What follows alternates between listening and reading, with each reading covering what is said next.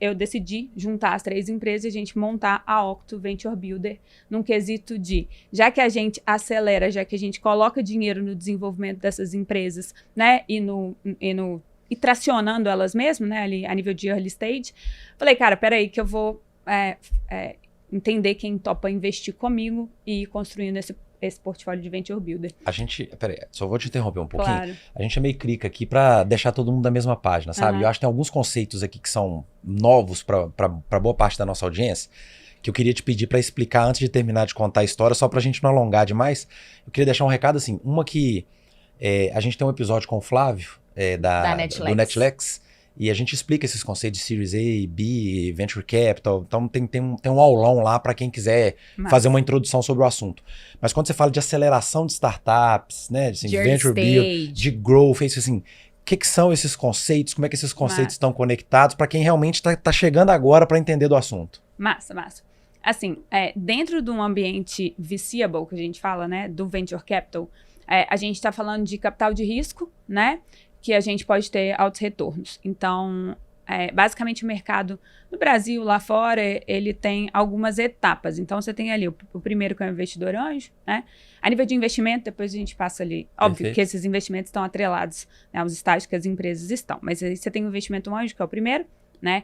Necessariamente é aquele investimento que o fundador... Family Friends. Exato. Em que ele põe um dinheirinho dele, mas ele sabe que ele precisa ali, para ele conseguir fazer um MVP, ele vai precisar, né, de ter um primeiro investimento. Aí você tem esse investimento anjo. Aí, cara, deu certo, o MVP tá indo numa boa caminhada, você tem um investimento que a gente chama de pré-seed, né? Que é aquele investimento geralmente para desenvolver né? O mercado de startups, ele é um mercado que, de novo, como ele precisa ter um alto retorno, porque ele também tem um alto risco, geralmente se investe em empresas de tecnologia, SaaS, PaaS, que tem um modelo de recorrência, porque você tem uma receita exponencial dentro daquele conceito.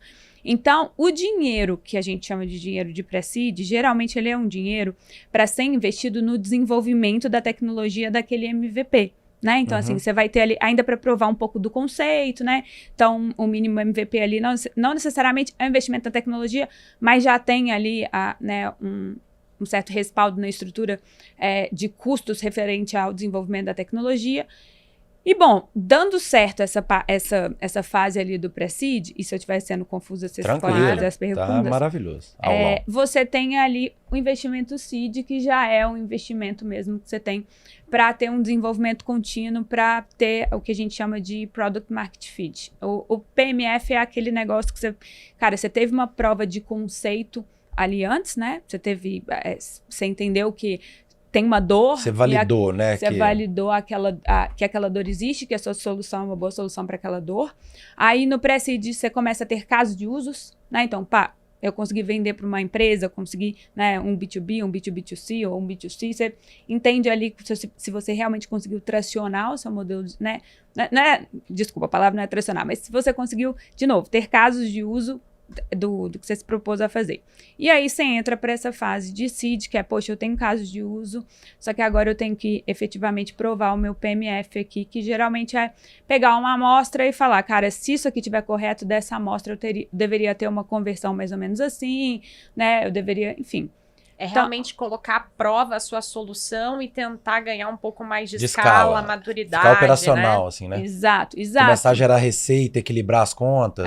Ter minimamente ali um DRE que você consiga ter alguns... Ter recorrência, começar a ter recorrência, né? Exato, alguns bens, alguns KPIs ali que você consegue entender. Poxa, a minha conversão é mais ou menos essa mesmo. Eu tenho...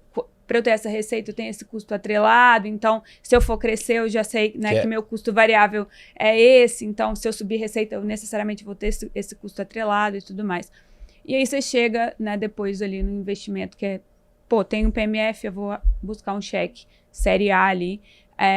E todas essas etapas a gente chama, tirando o anjo, assim, né? Mas, assim, essas etapas de pré-seed, de seed e de séries, e aí a gente chama de early stage, que são os primeiros, é o dinheiro para as primeiras etapas de uma startup, entendeu? Então, assim, hoje os fundos no Brasil, geralmente eles têm série A, série B, mas, assim, a gente meio que para aí nessa cadeia. Depois, se for buscar dinheiro mesmo no mercado, você tem que ir para fora, né? Então, assim, é importante você ter um modelo de negócio em que você consiga entender se aquele tamanho do mercado ali que você está atuando com aquilo dentro daquela área, para aquele público, se você está atuando no mercado viable, né? Geralmente é um mercado no Brasil ali, um mercado acima de 5 bi de reais. Então, assim, se você estiver endereçando a um mercado menor do que esse, provavelmente você não é um mercado viable. A gente tem várias teses, mas, por exemplo, a tese hoje do B2C puro, que foi uma tese muito boa no passado, hoje também a gente tem dificuldade de captar, porque